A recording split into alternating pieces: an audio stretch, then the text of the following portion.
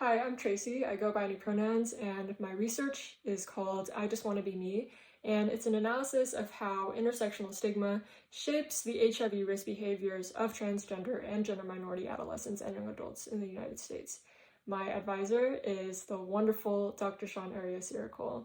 And why this research is important now more than ever is because since Trump's inauguration, there has been a pervasive attempt to erase and censor our lived experiences and just our existence in general.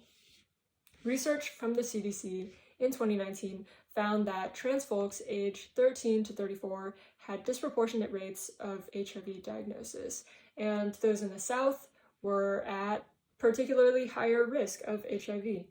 And researchers postulate that this is due to the lack of healthcare access and to HIV stigma, which will only worsen as the Trump administration continues to dehumanize trans people. Research has also found that gender minority stress is a significant barrier to accessing care, and this is experienced differently by trans men and trans women. And since most of these studies focus on trans women due to their higher risk of HIV, there have been more calls for studies to include trans men and non-binary folks to better understand their experiences. And although digital health has a lot of potential to circumvent this stress and stigma, there's mixed efficacy, which researchers hypothesize is due to a lack of personalization. And that is why I'm focusing on how intersectional stigma impacts trans youth. Specifically, how it impacts their health-related decision-making, self-monitoring behavior, and HIV prevention continuums.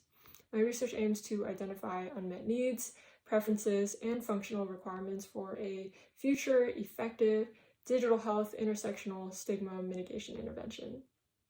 Based on prior research, I hypothesized that intersectional stigma negatively impacts the health behaviors of transgender and gender minority adolescents and young adults. To really dive into this, I'm going to be analyzing interviews conducted with 19 trans youth in 2020 by using reflexive thematic analysis.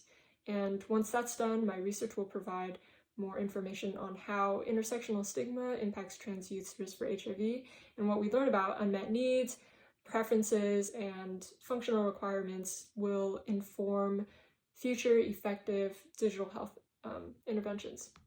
So, all of this is to say, I just want to be me. I want to lead a healthy life. The censorship and erasure of transness is not just targeted at trans folks. It is a threat to bodily autonomy and freedom of expression. This impacts trans and cis people alike, and I hope you walk away from my presentation with a more nuanced understanding of trans folks' lived experiences, and I challenge you to think about your own relationship with and embodiment of gender. Thank you.